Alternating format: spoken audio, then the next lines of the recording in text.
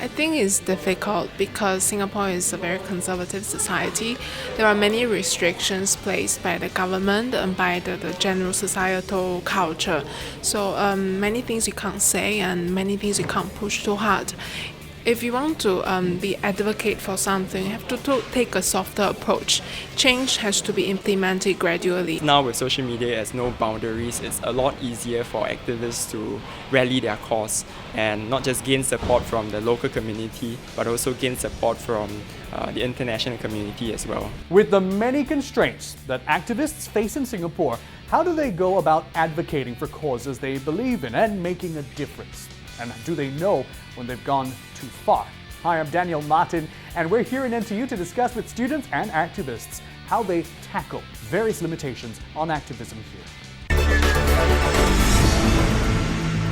I have on the panel with me Assistant Professor Liu Kai Kyun from the Wee Kim Wee School of Communication and Information, NTU. Also, Louis Ng, Executive Director from ACRES, and Rovig Roberts, founder of The Hidden Good.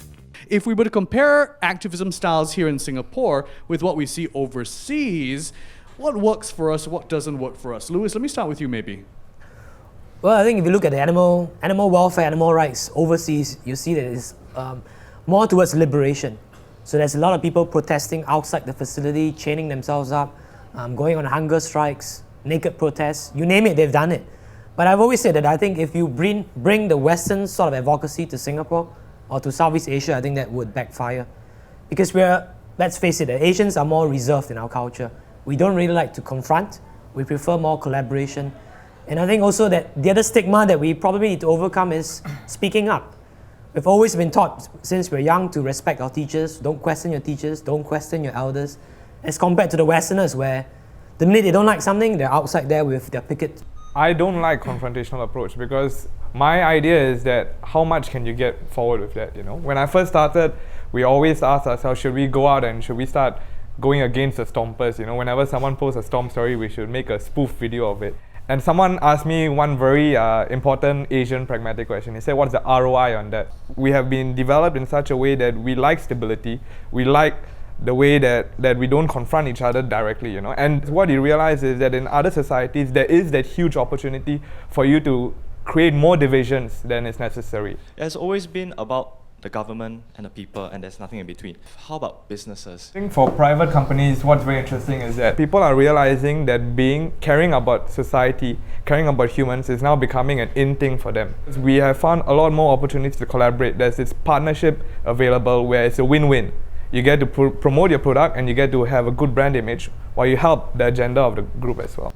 KK, talk to us about the Save Our Bukit Brown. They have created a brand for Singapore tourism. It's now listed on TripAdvisor as one of the site to visit in Singapore, much more than Gardens by the Bay. So you don't need to spend a lot of money for it. You get a lot of excitement, you get real trees, you have your nature and culture as well. This is what we are trying to, we have not gotten businesses in, but we are trying to tell the government of its potential economic value. So we try to show that this is not just a wasted space to be redeveloped for a road, but it harbors something richer and it could be harnessed as well. So this is where, especially in Singapore, when you have to make economic sense, you have to speak in dollars and cents. This is one strategy of doing it, and it has succeeded. Singapore is only getting to know the concept of hacktivism. What if you were faced with a controversial issue regarding the cause that you are fighting for, and then it escalates into something that is damaging? So how would you handle it? What Anonymous, or rather what the Messiah himself was trying to achieve was in his own way noble, right? He was trying to create some form of progression, and I'm not saying hacking a website is right. If let's say he was to hack a website and direct everyone to, for example, a charity website, that would have been effective hacktivism. That would have been quite interesting. People would have rallied behind him.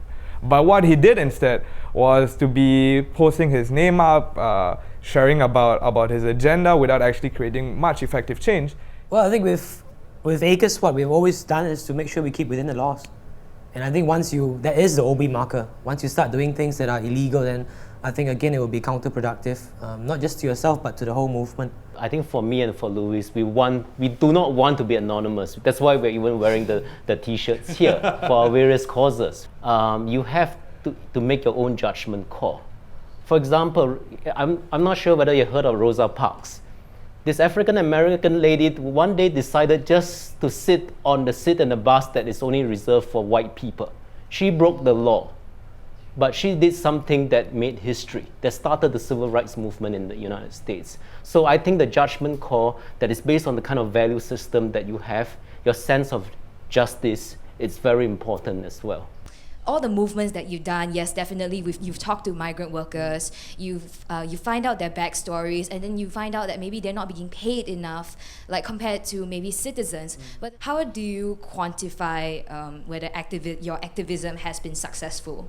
That's a great question to pick up on in the next segment. How do we quantify if that activism has been successful? We'll pick up on that in the next segment. Plus, we'll be talking about how our young people of Singapore, the next generation of activists, are they the one to make a difference? And how can they start to do so? We're going to find out in the next segment. All you have to do is click on the next video to continue joining us on Talking Point Live on Campus here from NTU.